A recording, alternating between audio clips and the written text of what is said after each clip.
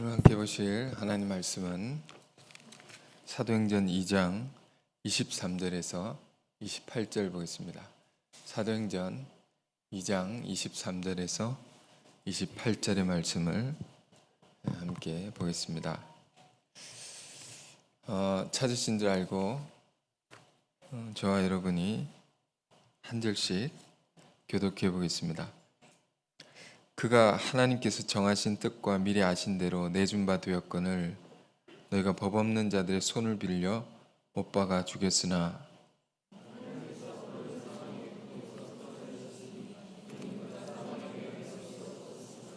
다윗이 그를 가리켜 이르되 내가 항상 내 앞에 계신 주를 배웠으며 나로 요동하지 않게 하기 위하여 그가 내 우편에 계시도다.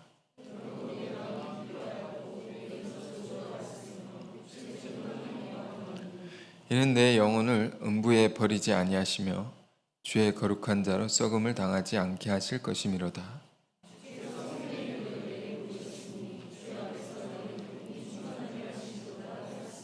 아멘. 여러분 이 본문을 읽었는데 어렵죠? 무슨 말인지 아시겠습니까? 그래서 제가 현대인의 성경 번역으로 여러분 조금 아시기 쉽게 다시 읽어 드려 보겠습니다. 잘 들어보십시오. 본문과 대조하면서 읽어 보십시오. 이 예수님은 23절부터입니다. 이 예수님은 하나님이 미리 아시고 정하신 계획에 따라 여러분에게 넘겨졌는데 여러분이 악한 사람들의 손을 빌어 그분을 십자가에 못 박혀 죽었습니다. 그러나 하나님께서는 예수님을 죽음의 고통에서 풀어 다시 살리셨습니다. 그것은 예수님이 죽음에 붙들려 계실 수 없었기 때문입니다. 다윗은 그분에 대하여 이렇게 말하였습니다. 나는 항상 내 앞에 계신 주를 보았다. 그가 내 오른편에 계심으로 내가 흔들리지 않을 것이다. 그래서 내 마음이 기쁘고 내 혀가 즐거우며 내 육체도 희망 가운데 살 것이다. 주께서 나를 무덤에 버려두지 않으시고 주의 거룩한 자를 썩지 않게 하실 것이다. 주께서 생명의 길을 나에게 알려주셨으니 주 앞에서 내 기쁨이 충만할 것이다. 아멘. 그래도 어렵죠? 그래서 이 말씀이 어렵지만 매우 중요한 메시지가 담겨있기 때문에 여러분과 나누고자 합니다. 우리는 오순절 성령 강림절을 지난주에 보내고 한 주를 또 보냈습니다. 성령 강림절, 우리가 이것의 의미를 깊이 생각해 볼 필요가 있는데요. 마가의 다락방이죠. 마가의 다락방에서 120명의 사람들이 주님이 약속하셨던 성령을 받기를 바라면서 그 다락방에서 간절히 기도했습니다. 그럴 때에 120명 모두에게 성령, 위로부터 임하는, 위로부터 내려오는, 이 위로부터라는 말은요, 이 세상 어디에서도 받을 수 없는 이런 말입니다.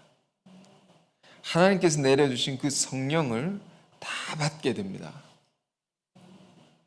그것이 사도행전 2장 앞부분에 그 사건에 관해서 기록이 되어 있는데, 자, 그런 내용들을 여러분 지난 수요일에 이 본문을 가지고 말씀 나눴는데요. 오늘은 어떤 내용입니까? 이렇게 120명이 성령을 받은 이후에 베드로가, 수제자 베드로가 오순절을 지키기 위해 예루살렘에 모인 많은 사람들이 있었습니다. 그 사람들 앞에서 설교를 하는 내용입니다. 이 설교로 2장 후반에 보면 3,000명이라는 사람들이 한꺼번에 변화가 됩니다. 일시에 변화가 됩니다. 그래서 믿는 자들이 됩니다. 예수 믿는 사람들이 됩니다. 3,000명이. 무엇을 전했길래 3,000명이 일시에 변화될 수 있었는가? 그가 전한 메시지가 무엇이었길래? 여러 가지 3,000명이 변화되는 데는 여러 가지 이유가 있었을 것입니다. 여러 가지 환경, 조건, 어떤 맥락 이런 것이 있겠지만 그가 전한 메시지를 우리는 주목해 보고자 하는 것입니다. 무언가 3천 명을 변화시켰을 때에는 뭔가 특별하고 놀라운 것이 있었지 않겠는가. 그래서 그것을 생각하고 그것을 알고자 오늘 본문을 읽은 것인데요. 긴 내용의 설교입니다. 이 설교 중에는 베드로가 요엘서 2장을 가지고 먼저 그들에게 일어난 120명이 성령 받은 역사에 관해서 이 일이 어떻게 우리에게 일어난 것이냐라는 것을 설명합니다. 요엘서 2장에 요엘이라는 선지자가 예언했던 그것대로 그 예언이 오늘 우리에게 성취된 것이다. 이걸 설명해 줍니다. 그리고 오늘 본문은 23절부터 28절까지 읽었는데요. 그것은 무엇을 얘기하는 것일까요? 그래서 한마디로 하나님의 예정에 관한 것입니다. 예정이 뭘까요? 한자 말을 그대로 우리 풀어서 이해하자면 미리 정하셨다는 거죠. 무엇을 미리 정했을까요? 하나님께서 믿는 자들의 미래를, 아주 밝은 최고의 미래를 미리 정하시고 그것을 이루어 가신다. 예정이란 말로 한 단어를 쓸 수 있습니다. 그 예정을 믿는 신앙에 관해서 이제 베드로가 얘기를 하는 것인데, 자, 이 설교를 베드로가 전할 때 상황을 우리가 한번 생각해 봅시다. 예수님의 제자들 안에는 짙은 어둠이 깔려 있습니다. 그 어둠은 뭘까요? 두려움, 공포, 어떤 불안 같은 것입니다. 왜냐하면 예수님께서 죽임을 당하셨기 때문입니다. 그분의 예수님의 제자들 안에 얼마나 큰 불안이 있었겠습니까? 내가 가장 사랑하고 내가 가장 존경하고 믿고 의지하고 따르던 분이 비참하게 죽음을 당한 것이니까요. 제자들 안에 그들의 삶 속에 깊은 불안이 이렇게 저변에 이렇게 깔려 있는 것입니다. 어둠이 있는 것입니다. 여러분, 십자가의 사건이라는 것은 우리가 늘 듣지만 이것은 너무 끔찍한 것입니다. 너무도 비참한 일이었습니다. 예수님께서 십자가에 달려 죽으시기 전에 쇠와 뼈 조각으로 만든 채찍으로 맞으시고 창에 찔리시고 옷을 다 벗겨가지고 손과 발의 못을 나무에 대고 박아서 뙤약볕 아래 매달아 놓는 것이 십자가형입니다. 얼마나 잔인하고 참혹한 것입니까? 그런데 그 일을 당하시는 분이, 여러분 생각해 보십시오. 내가 가장 사랑하는 분이다. 내가 가장 사랑하는 아버지일 수 있고 내 어머니일 수 있고 내게 모든 것을 가르쳐 주시고 내 인생을 구렁텅이에 건져주시고 살려주신 분이 그런 일을 당했다. 어떤 감정이 우리 안에 들어올까요? 너무 슬프겠죠? 한편으로 너무 절망적인 것입니다. 저렇게 귀한 분이 저렇게 죽을 수가 있는가? 희망이 다 끊겨지는 것입니다. 제자들 안에는 깊은 불안감이 드리워질 수밖에 없는 것입니다. 그런데 그것이 어떻게 극복이 될 수 있는가? 오늘 말씀은 우리 삶의 어떤 비극적인 일들, 슬픈 일들, 또 우리 안에 내재해 있는 깊은 불안의 문제에 관해서, 그래서 우리가 어떻게 잠재울 수 있고 어떻게 극복할 수 있는가에 대해서 말해주고 있습니다. 여러분 안에 불안이 있습니까? 슬픔이 있습니까? 걱정이 있습니까? 오늘 말씀을 주목해 보길 원합니다. 먼저는 우리가 시편 42편을 한번 찾아보겠는데요. 시편 42편 1절에서 5절의 말씀, 우리가 익히 잘 알고 외우기도 하는 말씀이 여기 기록되어 있습니다. 자, 제가 읽어보겠습니다. 시편 42편 1절. 하나님이여 사슴이 시냇물 찾기에 갈급한 같이 내 영혼이 주를 찾기에 갈급하니이다. 내 영혼이 하나님 곧 살아계신 하나님을 갈망하나니 내가 어느 때에 나아가서 하나님의 얼굴을 배울까.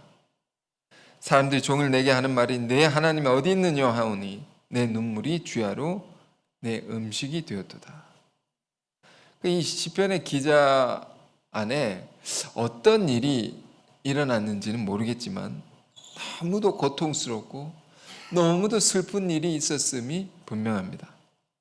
왜냐하면 3절 끝에 내 눈물이 주야로 음식이 되었다. 먹지도 못하고 다른 건 먹지도 못하고 하루 종일 울고만 있는 것입니다. 계속 눈물만 나는 것입니다. 이 시편 기자 안에 있는 슬픔의 극치를 우리에게 보여주고 있습니다. 그리고 또 4절을 보겠습니다. 내가 전에 성의를 지키는 무리와 동행하여 기쁨과 감사의 소리를 내며 그들을 하나님의 집으로 인도하였더니 이제 이 일을 기억하고 내 마음이 상하는도다. 겉으로는 막 웃고 즐기는 가운데 내 마음은 상하는 겁니다. 어떤 일을 기억하고 마음이 상해 있는 것입니다. 어떤 일인지는 알 수 없습니다. 여러분, 마음이 상할 때가 있습니까? 이 시편 기자는 자기 안에 슬픔이 있고 마음이 상하는 일들이 있는데 여기서 어떻게 이길 수 있는가라는 것을 시편의 이 시로 우리에게 말해주고 있습니다. 먼저는 1절에 하나님을 간절히 찾는 것이죠. 사슴이 시냇물 찾기에 갈급한 같이 간절히 하나님을 찾는 것입니다. 사람에게 위로받을 수 없습니다. 다 위로받을 수 없습니다. 하나님을 찾고 또 찾으라는 겁니다. 그리고 5절에 이렇게 말합니다. 내 영혼아 네가 어찌하여 낙심하며 어찌하여 내 속에서 불안해하는가. 너는 하나님께 소망을 두라. 그가 나타나 도우심으로 말미암아 내가 여전히 찬송하리로다.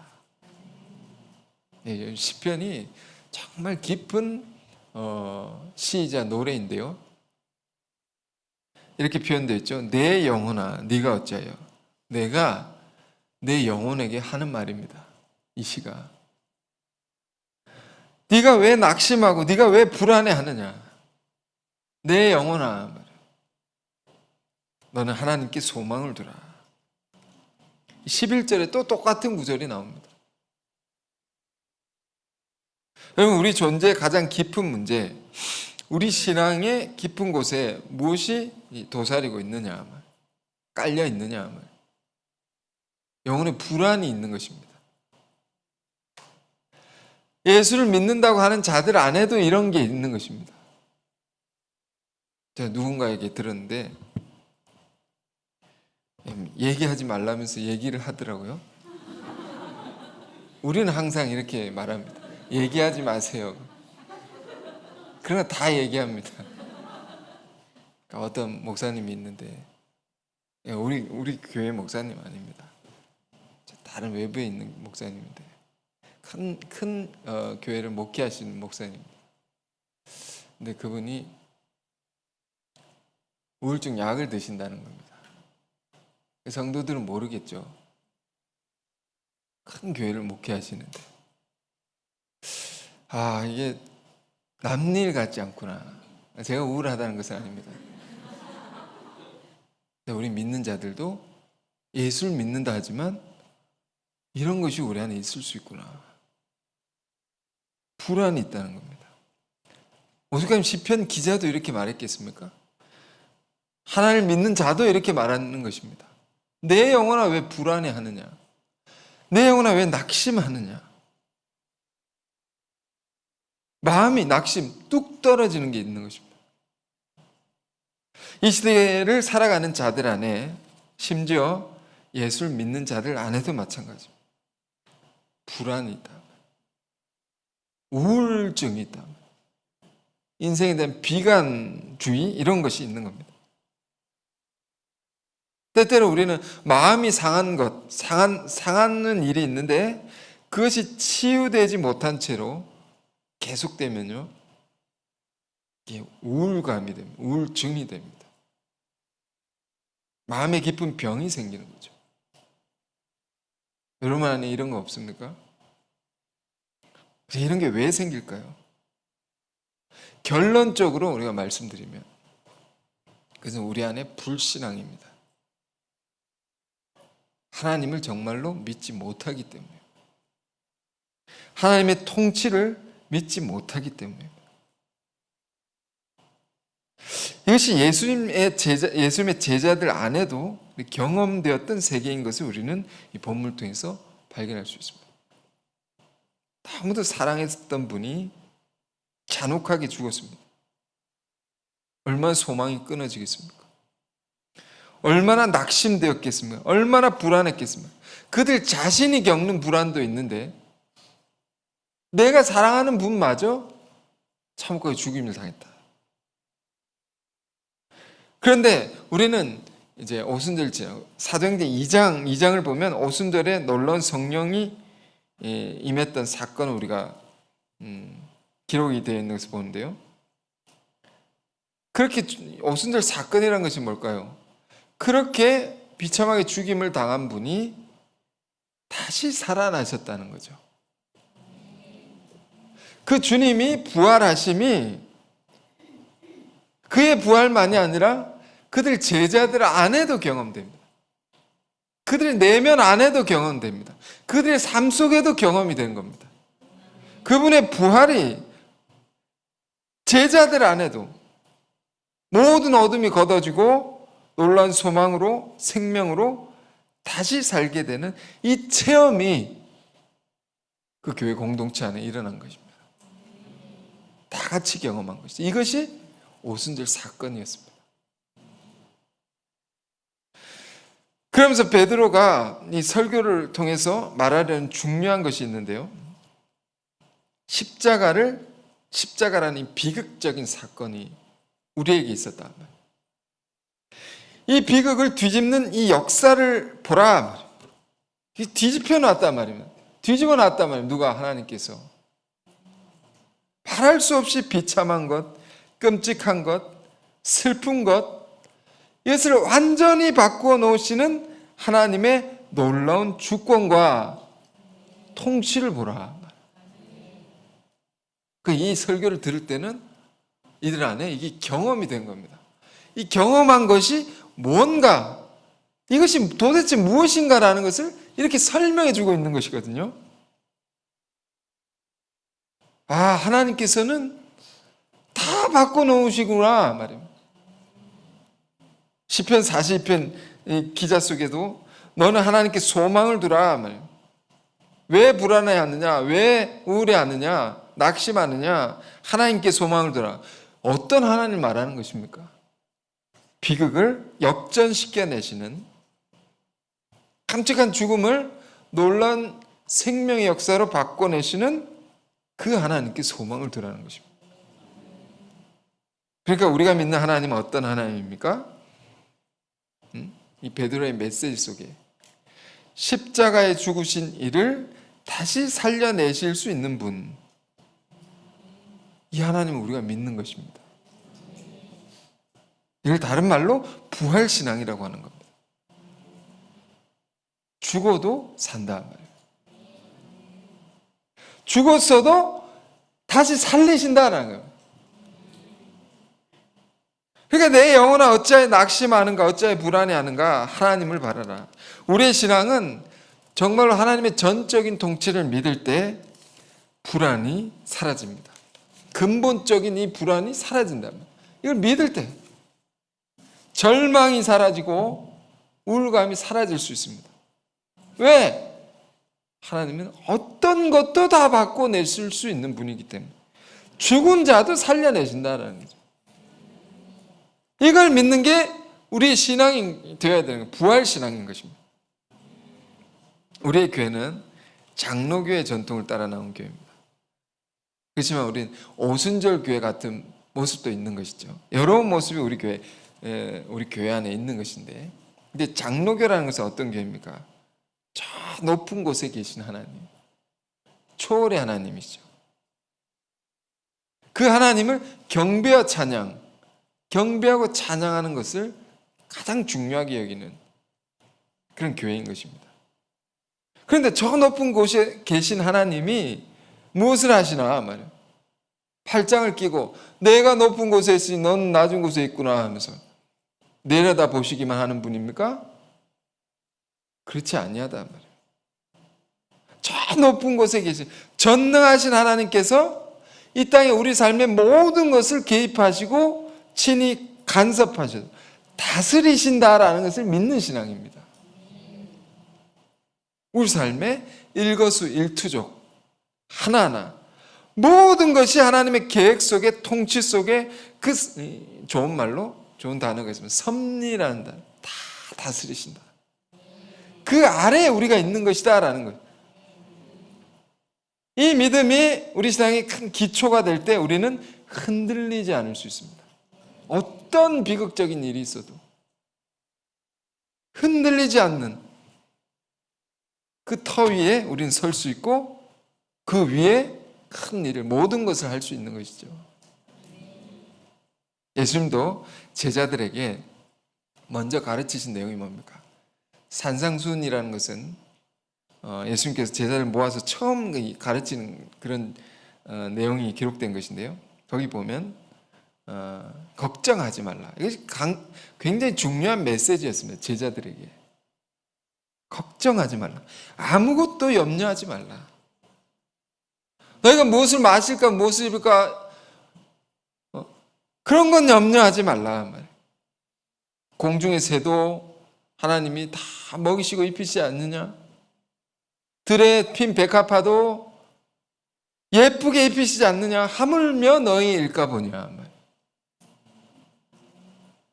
여러분, 우리의 걱정, 근심의 기초는 무엇입니까? 여러분, 무엇 때문에 불안한 것입니까?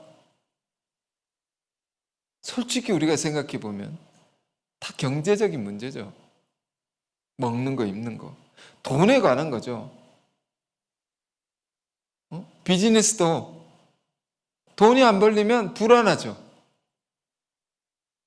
그런데 유대인들은 어떤 사람들이었습니까? 유대인들은 그들이 가지고 있었던 한 가지, 늘 불안한 요소가 한 가지가 있었습니다. 그들은 늘 율법을 지키려고 힘쓰는 백성들이었으니까 내가 이 법을 깨면 어떻게 되나? 한마디로 다시 말해서 내가 죄를 지으면 어떻게 되나? 하나님 죄를 미워하시고 죄인을 심판하시는 분인데 내가 하나님의 법을 깨서 하나님이 나를 외면하시고 심판하시면 어떻게 되나? 이런 불안이 늘 있었던 사람들, 이런 두려움을 늘 갖고 살았던 사람, 유대인들입니다. 사실 이것이야말로 정말로 우리가 돈 때문에 걱정하는 것보다 더 근본적인 것이죠. 더 근본적인 문제인 겁니다. 풀은 마르고 꽃은 시드는 것입니다, 여러분. 우리가 물질적인 것, 보이는 모든 것들은 결국엔 다 낡아지고 쇠하여지고 다 사라지는 것입니다. 중요한 것은 우리 영혼이 하나님 앞에 어떠한가인 것입니다. 내 영혼아 어찌하여 불안한고, 내 영혼이 하나님 앞에 어떠한가? 하늘 우러러 한 점 부끄러움 없이 내가 설 수 있는가? 그렇지 않고 내가 심판을 받아 지옥에 갈 것인가? 이것이 우리 인간 영혼의 가장 근본적인 문제다. 가장 중요한 문제다. 이것이 우리 안에 있는 본질적인 불안의 문제라는 겁니다. 이 뿌리라는 겁니다. 이 영혼의 문제죠. 이 영혼의 문제에 관해서 사도 바울은 아주 집중적으로 우리에게 가르쳤습니다. 그의 편지 속에, 신약의 대부분이 사도 바울이 쓴 편지의 내용인데요, 그의 편지 속에도 항상 무엇을 달아놨습니까? 은혜와 평강이 너희 무리 가운데 있을지어다. 아멘. 이거는 얼마나 중요한 말인지 모릅니다. Grace and peace to you. 은혜와 평강이죠. 은혜가 있으면 우리 안에 불안이 사라집니다. 응? 평안해진다는 것이죠. 이 말 속에는 거꾸로 우리 안에 불안은 어디서 오는 것입니까? 은혜가 없을 때. 이 말은 곧 죄 때문에 불안해진다는 겁니다. 왜? 은혜는 죄로부터 우리를 구원해 주는 은혜이기 때문에. 그러니까 이것이 근원적이구나라는 것을 우리가 깨달을 때 우리 신앙은 완전히 달라질 수 있습니다. 죄의 문제구나. 그러면 우리 신앙의 핵심적인 것이 뭡니까? 우리 죄를 대속하신 예수 그리스도의 은혜를 믿는 거죠. 그런데 그 은혜는 한 번에 일어난 일시적인 사건이 아닌 것입니다. 그 은혜는 우리의 온 삶을 다스린단 말이에요. 그러니까 우리 신앙의 핵심적인 건 뭐냐? 하나님의 전적인 통치를 믿는 것이어야 되는 겁니다. 다 다스리신다. 이건 다른 말로 뭐라고 했습니까? 부활신앙이라고 했습니다. 다 다스리신데 죽은 자까지도, 죽어 있는 것까지도 다 살려내실 수 있는 분, 그렇게 다스리시는 하나님이신 것을 우리가 믿는 겁니다. 그러니까 그것이 극명하게 드러난 사건이 십자가라는 겁니다. 십자가는 뭐라고 했습니까? 죽음이죠. 이 죽음도, 이것은 인간이 경험할 수 있는 최악의 상황입니다. 가장 비참하게 죽는 것이고, 가장 수치스러운 것이고, 가장 절망적인 그 사건, 그 상황, 그 일이 다 이 십자가라는 사건 속에 다 있는 것입니다.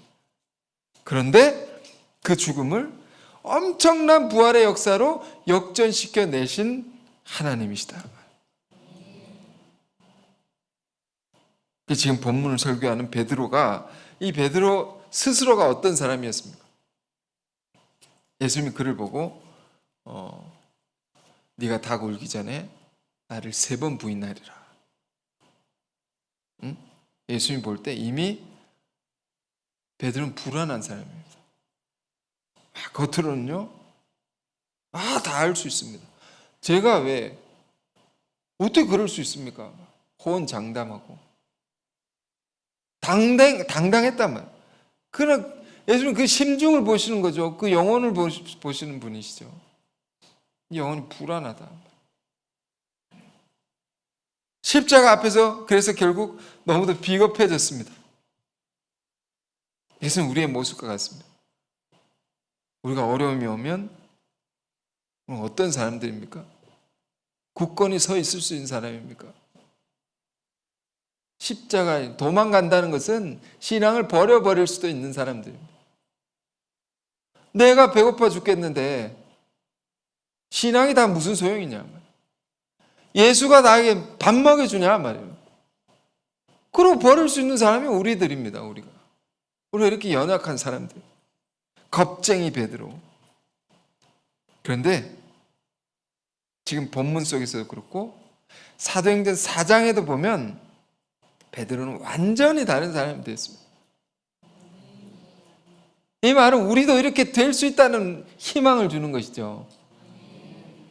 죽음을 두려워하지 않고 담대히 예수 죽인 자들에게 예수를 전한 사람이 됐다 말입니다. 아니 그에게 무슨 일이 도대체 일어난 것인가? 우리는 이것을 이 베드로 이 사도행전을 보면서, 베드로의 이 설교를 보면서 이것을 우리가 알고자 해야 돼. 이것을 얻어야 되는 겁니다. 우리에게 제일 중요한 문제이기 때문에. 무엇을 경험한 것일까 이들이? 부활의 체험입니다. 다시 사는구나. 우리도요, 굉장히 어려운 일을 겪다가 그것이 극복되는 사건을 우리가 목격할 때 되는구나. 안 되는 게 아닌구나. 안 되는 거 왜 안 됐나? 왜 우리는 불안했습니까? 내 능력으로 바라봤기 때문이죠. 하나님의 통치를 믿지 않았기 때문이죠. 근데 그걸 우리가 간접적으로나 직접적으로 이 사건을 경험하면 이게 체험이 되는 겁니다. 부활신앙이 우리 안에 들어오는 겁니다. 죽었어도 살리시는구나. 이게 하나님의 능력이구나. 그 통치와 주권을 이 예수님의 제자들이 120명의 사람들이 다 믿게 된 겁니다. 이게 들어와가지고. 여러분, 이 믿음을 오늘 갖기를 원하는 것입니다. 지금 본문이 그런 설교입니다. 다시 볼까요? 이제 조금 아시겠죠? 이 어려운 본문을 다시 현대인의 성경으로 읽습니다. 23절에 이 예수님은 하나님이 미리 아시고 정하신 계획에 따라, 이게 예정이죠. 예정인데 계획에 따라 여러분에게 넘겨졌는데 여러분이 악한 사람들의 손을 빌어 그분을 십자가에 못 박혀 죽었습니다. 예정인데 요까지 읽고, 그러나 하나님께서는 예수님을 죽음의 고통에서 풀어 다시 살리셨습니다. 그것은 예수님이 죽음에 붙들려 계실 수 없었기 때문입니다. 자, 이게 하나님이 모든 걸 미리 아시고 정하신 계획에 따라 그리 된 일이다. 뭐가? 십자가에 죽으시고 다시 사신 이 사건까지. 이게 하나님의 큰 섭리 속에, 통치 속에 일어난 일이다. 여러분이 예수를 죽인 거 아닙니까? 이건 비극이죠? 비극입니다. 여러분이 죽은 것입니다. 그러나 그것도 여러분 죄가 분명히 있지만 그걸 통해서 하나님께서 놀라운 당신의 계획을 이루셨습니다. 죽은 자를 살리셔서 부활의 큰 능력을 드러내신 거죠. 그러니까 하나님이 어떤 분이시냐? 예수님을 죽음의 고통에서 다시 살리셨다고. 우리가 믿는 하나님, 이런 하나님이신 것을 여러분이 아셔야 됩니다 라고 말하고 있습니다. 그런데 베드로가 말하는 것입니다. 이것은 새로운 이야기가 아닙니다. 여러분이 늘 읽고 듣고 잘 아시고 심지어 외우기까지 하는 다윗의 시편, 그 시에도 기록되어 있는 내용입니다. 그게 25절 이하에 말하고 있는 것입니다. 이 시편 16편 8절에서 11절에 있는 내용을 이 베드로가 인용해서 얘기를 하는 것이거든요. 여러분, 우리가 이제 사도행전을 보면 베드로의 설교를 보면요, 베드로가 어부 출신이었지 않습니까? 그야말로 무식한 사람이라고 할 수 있는데, 지금 이 설교라는 게 뭡니까? 저는 이 원고를 가지고 설교하는 게 아닙니다. 그냥 쏟아내는 겁니다. 그냥 막 터져 나오는 겁니다. 그 터져나온 메시지 속에 시편이 줄줄줄줄 나온 겁니다. 이 앞에는 요엘서가 줄줄줄 나오는 겁니다. 여러분 뭘 느낍니까? 어떤 도전을 받습니까? 말씀 많이 읽으십시오. 어부도 이렇게 성경을 많이 읽다가 이 터진 성령을 받고 이 놀라운 역사를 이룰 수 있는 사람이 된 겁니다. 성경 암송.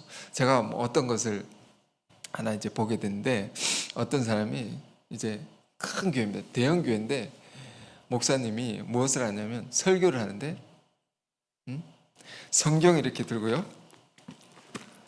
여러분, 하나님의 말씀입니다. 이 말씀 우리는 이 말씀을 우리는 들어야 됩니다 하면서 성경을 막 경배하는 것처럼 얘기를 하더니, 오늘 이 예배는 하나님의 말씀을 듣는 자리입니다 하면서 로마서 1장부터 8절까지 그것을 설교를 하는 겁니다. 그것을 외우는 겁니다. 이게 설교라고. 듣는 사람들이 아멘 아멘 하면서, 와, 왜? 인간이 하는 말 듣기 싫다는 겁니다. 여러분, 그러다고 설교 듣기 싫어하면 안 됩니다. 그 정도로 여러분 그 성경을 외우면서 예수 그리스도의 종 바울은 막 이러면서 설교를 하는 겁니다. 설교가, 외우는 게 설교입니다. 그런데 엄청난 사람들이 은혜를 받습니다. 제가 굉장히 도전을 받았거든요. 저도 그렇게 할까요? 그럼 여기 계실 겁니까? 이 베드로가 그렇게 성경을 많이 읽고 외우기까지 했던 것 같습니다. 막 쏟아내는 거죠. 자, 그래서 25절에 다윗의 시를 설명하는 건데, 이것은 새로운 이야기가 아니라고. 다윗은 그분에 대해서 이렇게 말하였습니다. 25절. 나는 항상 내 앞에 계신 주를 보았다. 그가 내 오른편에 계시므로 내가 흔들리지 않을 것이다. 그래서 내 마음이 기쁘고 내 혀가 즐거우며 내 육체도 희망 가운데 살 것이다. 여기서 말하는 주는 하나님을 가리키는 겁니다. 이 하나님을 내가 믿기 때문에 흔들리지 않는다고 다윗이 고백을 했다는 겁니다. 이 하나님을 믿음으로 내가 즐거우며 기쁘며 희망 가운데 산다고 시편을 노래했다는 겁니다. 주께서 나를 무덤에 버려두지 아니하시고 주의 거룩한 자를 썩지 않게 하실 것이다. 주의 거룩한 자를. 이제 베드로는 이 시를 이 시편을 가지고 와서 주의 거룩한 그리스도를 얘기하는 겁니다. 그리스도를 썩지 않게 하실 것이다 라고. 다윗이 이렇게 말하지 않았느냐. 주께서 생명의 길을 나에게 알려주셨으니 주 앞에 내 기쁨이 충만할 것이다. 이 믿음이 다윗 안에도 있었던 것이 아니냐. 그러니까 이제 모인 사람들에게 3,000명 넘게 모였던 거죠. 당신도 이 믿음을 가지십시오 라고 말하는, 이 믿음을 우리도 가져야 될 것이 아닙니까? 이 믿음이 뭡니까? 다시 말합니다. 우리가 믿는 하나님은 죽은 자도 다시 살려내실 수 있는 하나님이시다. 전적으로 우리의 모든 걸 통치하셔서 우리를 최고로 영화롭게 하신다면, 그것을 믿는 믿음 말하는 것입니다. 이 믿음이 우리 삶 가운데 이렇게 깔려 있어야 됩니다. 이 저변에 이게 기초가 되어 있어야 됩니다. 어떤 어려운 일, 슬픈 일 만나도 하나님 다 다스리신다. 지금 슬프지만 다 바꿔내실 수 있다 하면, 이것이 사도들 안에 있었습니다. 바울 안에도 이것이 충만했습니다. 그가 쓴 편지 속에 많은 부분이 그의 이런 신앙의 면모를 우리가 볼 수 있는데, 그중 하나만 더 찾아볼까요? 빌레몬서 1장 15절입니다. 빌레몬서 1장 15절이에요. 여러분 잘 아시는 구절인데 제가 읽겠습니다. 아마 그가 잠시 떠나게 된 것은 너로 하여금 그를 영원히 두게 함이리니. 아멘. 자, 이게 어떤 구절입니까? 바울이 그의 제자 빌레몬에게 쓰는 편지 중에 한 내용이죠. 빌레몬서는 빌레몬에게 쓰는 편지죠. 그 내용은 뭡니까? 빌레몬에게 종 하나가 있었습니다. 노예 한 명이 있었습니다. 그 오네시모라고 하죠. 당시 그 로마 시대 노예 인구가 전체 인구의 3분의 1이었을 정도로 노예가 굉장히 많은 시대였으니까 예수 믿고도 노예를 데리고 있는 사람들이 있었습니다. 일반적이었습니다. 그래서 빌레몬에게도 한 명의 노예가 있었는데 그가 빌레몬의 돈을 훔쳐간 것으로 보입니다. 어떤 불미스러운 일이 또 있었을지 모릅니다. 이런 노예는 그 시대에, 여러분 아시다시피 그 시대의 노예는 물건이었기 때문에 잡아 죽여도 죄가 되지 않았던 시대였습니다. 빌레몬 입장에서는 너무 화가 나고 너무 용서하기 힘든 일이 있었을 것 같습니다. 그런 빌레몬을 향해서 바울이 편지를 쓴 거예요. 빌레몬서. 최고로 높은 권위를 가진 사도가 모든 것을 내려놓고 체면과 위신과 그 권위를 다 내려놓고 납작 엎드려서 빌듯이 간청하는 내용의 편지가 빌레몬서입니다. 그 비는 내용이 뭡니까? 빌레몬아, 제발 이 오네시모를 다시 받아주라. 이 빌레몬을 용서해주고 제발 받아주라. 내가 이렇게 빈다. 그러는 중에 한 말이 이 말입니다. 그런 중에 이 말씀이 있는 거예요. 아마 그가 잠시 떠나게 된 것은, 이렇게 표현하죠. 그가 잠시 떠나게, 오네시모가 너를 떠나게 된 것은, 이게 뭘까요? 아주 이렇게 간단히 기록되어 있지만 많은 것이 담겨 있습니다. 그 노예가, 이 오네시모가 너에게 온갖 나쁘게 했던 것들, 말도 안 되는 말을 하고 나쁜 행동을 했던 것들, 그리고 나서 너 돈까지 훔쳐서 도망갔던 것들, 이 비극이죠. 이 모든 비극적인 것들 한마디 속에 다 녹여냅니다. 그가 잠시 너를 떠난 게 아니냐. 잠깐 그런 일이 있었던 일이 아니냐. 이렇게 된 것은 너로 하여금 그를 영원히 두게 하려 함이니. 네가 그를 더 사랑하라고 그런 일이 있었던 게 아니냐. 네가 다시는 그를 잃어버리지 않는 관계가 되게 하려고 그런 일이 있었던 것이 아니냐. 여러분, 이 말 속에는 사도 바울의 정말 깊은 신앙의 세계가 담겨 있는 것입니다. 우리 하나님은 어떤 분이신가 하면 우리 인생 안에 있는 모든 비극적인 것들을 다 바꿔내셔서 결국엔 가장 좋은 결과를 우리에게 가져다 주시는 분이시다. 이렇게 전적으로 통치하시고 전적으로 섭리하신 하나님을 믿는 거죠. 이걸 다른 말로 예정신앙이라고 하는 겁니다. 다 같은 말입니다. 전적인 통치를 믿는 신앙, 섭리신앙, 예정신앙, 다 같은 말입니다. 로마서 8장의 마지막에 이 예정신앙의 핵심적인 성구들이 기록되어 있는 것이죠. 자, 이건 마지막으로 찾아볼까요? 제가 이제 성구를 준비를 못했는데, 로마서 8장입니다. 로마서 8장. 이거 읽어야 되겠습니다. 8장 28절부터 29절부터 29절 30절 찾으셨으면 함께 읽겠습니다. 하나님이 미리 아신 자들 또한 그 아들의 형상을 본받게 하기 위하여 미리 정하셨으니 이는 그로 많은 형제 중에서 맏아들이 되게 하려 하심이니라. 또 미리 정하신 그들 또한 부르시고 부르신 그들 또한 의롭다 하시고 의롭다 하신 그들 또한 영화롭게 하셨느니라. 아멘. 이게 예정신앙입니다. 미리 아시고, 이것만 따서 예정이라고 하는 것이거든요. 미리 정하시고, 미리 아시고, 미리 정하시고, 우리를 부르셔서, 우리가 예수 믿게 된 것은 미리 아시고 정하셔서 부름 받은 겁니다. 그래서 뭘 하려는 것입니까? 우리를 의롭다 하시고, 우리를 깨끗게 하시고, 거룩하게 하셔서 어떻게 만들려고요? 영화롭게 한다. 최고로 좋은 모습으로 우리를 바꿔놓기 위해서. 그러니까 예수 믿는 우리 안에 안 좋은 일 모든 것들은 결국에는 다 최고로 좋은 것을 바꿔내신다는 것을 믿는 것이 예정신앙이다. 하나님께서 그리 하신다는 거죠. 그래서 이 베드로사는 오늘 본문을 통해서 무엇을 우리에게 말하고 있습니까? 힘들고 어려운 일을 만나도 걱정하지 마세요. 불안하지 마세요. 우리 삶의 모든 것이 우리를 사랑하시는 하나님의 통치 속에 있는 것이니 결국에는 다 잘 되는 겁니다. 망해도 일으킵니다. 죽었어도 살린다.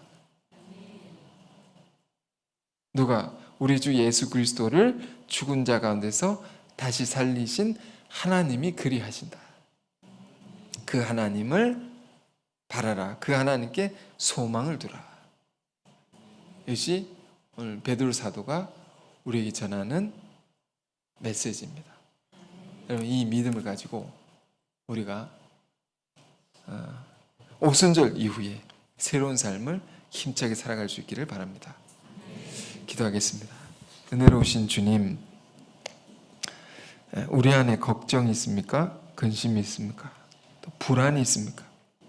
그것은 알고 보니 우리 안에 믿음이 없기 때문인 것을 우리가 알게 됐습니다. 예수 다시 살리신 그 하나님을 우리가 바라보게 하옵소서. 그 하나님의 전적인 통치를, 섭리를, 예정하심을 믿는 믿음 위에 우리가 굳게 서게 하옵소서. 우리 삶의 온갖 모양의 비극적인 일들이 있다 할지라도, 슬프고 괴로운 일이 우리 안에 있다 할지라도 하나님께서는 그 모든 것을 선으로 바꾸시고 우리를 영화롭게 하신다 했습니다. 가장 좋은 결과를 우리에게 결국에는 가져다 주시는 분이심을, 우리가 그 믿음을 가지고 모든 것을 이기게 하시고 담대히 주의 뜻을 이뤄나가는 모두가 되게 하옵소서. 예수 그리스도 이름으로 기도했습니다. 아멘.